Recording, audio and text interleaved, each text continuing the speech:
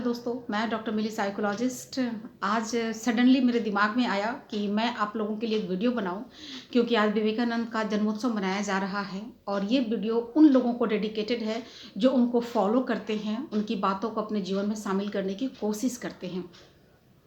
मेरे पास जितने भी लोग आते हैं, स्पेशली जो युवा वर्ग के लोग आते हैं अपनी समस्याओं को लेकर के, उनमें विवेकानंद के ब्रह्मचर्य को लेकर के एक खास रुझान मैंने देखा है और वहीं से उनकी समस्याएं भी शुरू होती हैं।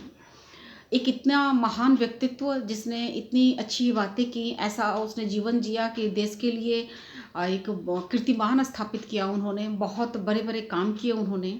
उनकी बातों से लोगों को परेशानी कैसे हो सकती है, इसे समझने की ज़रूरत है।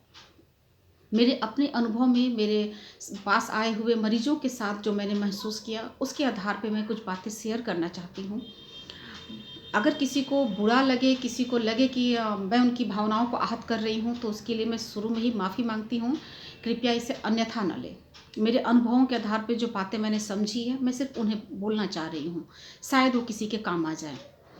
विवेकानंद के जीवन को जो लोग पसंद करते हैं, जो उनकी बातों को पसंद करते हैं, ऐसे युवा जो सबसे ज़्यादा आकर्षित होते हैं, वो होता है उनके लिए ब्रह्मचर्य। क्योंकि उनके दिमाग में पॉर्न, अश्लील चीज़ें इतनी भरी हुई होती हैं कि उन्हें लगता है कि वो ज़्यादा कर रहे हैं, खुद ही उनके अंदर से ऐसी फीलिंग आती है और वो ब्रह्मचर्य अपनाने की कोशिश करते हैं। हालाँकि दिमाग में ब्रह्मचर्य जैसी कोई चीज़ होती नहीं, लेकिन उनके मन में जो लोगों के द्वारा कही गई है, स्पेशली विवेकानंद के द्वारा जो बहुत सी बातें बताई गई हैं, उसमें ब्रह्मचर्य के लाभों के बारे में बताया गया है। और ये युवा ऐसा सोचते हैं कि जब वो ब्रह्मचर्य का पालन करेंगे तो उनके जीवन में ये लाभ आएंगे, जैसे कि उनके चेहरे पे एक तेज आ जाएगा, उनका पर्सनालिटी बहुत अच्छा हो जाएगा, वो बहुत अच्छे वक्ता बन जाएंगे, वगैरह वगैरह। ये बातें सोच के लोग सीधे सीधे अपने जीवन में ब्रह्मचर्य की पालन की कोशिश करते हैं और यहीं से उनके मन में दमन का खेल शुरू हो जाता है। विवेकानंद की बातों को शुरू करने से पहले, अपने जीवन में शामिल करने से पहले, एक बार सावधानी से, बहुत गहराई से उनके जीवन को समझने की कोशिश करें, उनके चरित्र को समझने की कोशिश करें। हमारी सबसे बड़ी गलती होती है कि हम बातों से प्रभावित होते हैं और हम अपना जीवन उन बातों के अकॉर्डिंग शुरू कर देते हैं कुछ ना कुछ करना, और वहीं से हमारी समस्याएं भी शुरू होती हैं। जबकि ज़रूरत होती है कि ये देखा जाए कि जिसने वो बातें कही हैं, वो कैसा जीवन जीता था, जिसकी तरफ हमारा कोई ध्यान नहीं होता। अगर विवेकानंद ने ब्रह्मचर्य की बात की, तो एक बार आप उनके जीवनचर्या को देखें, जिसमें उनका कठोर अनुशासन, खेल के प्रति उनका रुझान, योग, प्राणायाम, ध्यान जैसी चीज़ें उनके जीवन में शामिल थी। उन्होंने अपने पूरे जीवन को देश के लिए, अध्यात्म के लिए समर्पित किया था और ये सिर्फ बोला नहीं था, उन्होंने जीवन में इसको उतारा था, उन्होंने किया था।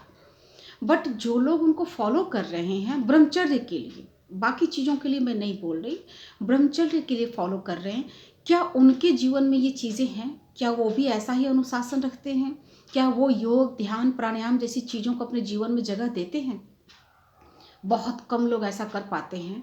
ज़्यादातर लोग सिर्फ उन बातों को सुनते हैं, उनके लाभों के प्रति उनके मन में आकर्षण होता है और वो शुरू कर देते हैं कि नहीं, अब मैं भी ब्रह्मचर्य का पालन करूँगा और इस तरह से मैं बहुत तेज़ बोल व्यक्तित्व का स्वामी बन जाऊँगा। जबकि ऐसा कुछ नहीं होने वाला अगर आपने अपने जीवन को नहीं बदला। तो जो लोग भी सिर्फ बातों को सुन कर के प्रभावित हो रहे हैं, उनके लिए एक ये बड़ा नहीं है कि ऐसा ना करें। ऐसा करके आप सिर्फ अपने मन को दमित करते हैं और ये दमन आपको दूसरी मानसिक समस्याओं की तरफ लेकर के जाता है, जो कि सामाजिक समस्याओं के भी जन्म का कारण बनता है। आई होप कि आप ये बातें समझ रहे होंगे। मेरा एक छोटा सा मैसेज ये है कि विवेकानंद के बातों को फॉलो करने से पहले उनके जीवनचर्या को फॉलो करें, उनकी ज़िंदगी को फॉलो करें। उन्होंने किस तरह से अपने पूरे रूटीन को मैनेज किया था, उन्होंने किस तरह से अपना जीवन समर्पित किया था, उनके अंदर के उस तेज को समझें। इसके लिए आप उनकी किताबों को पढ़ें, उनके द्वारा किए गए कार्यों को देखें, उन्होंने जो संघर्ष किया उसको समझें और तब उनकी बातों को अपने जीवन में उतारें।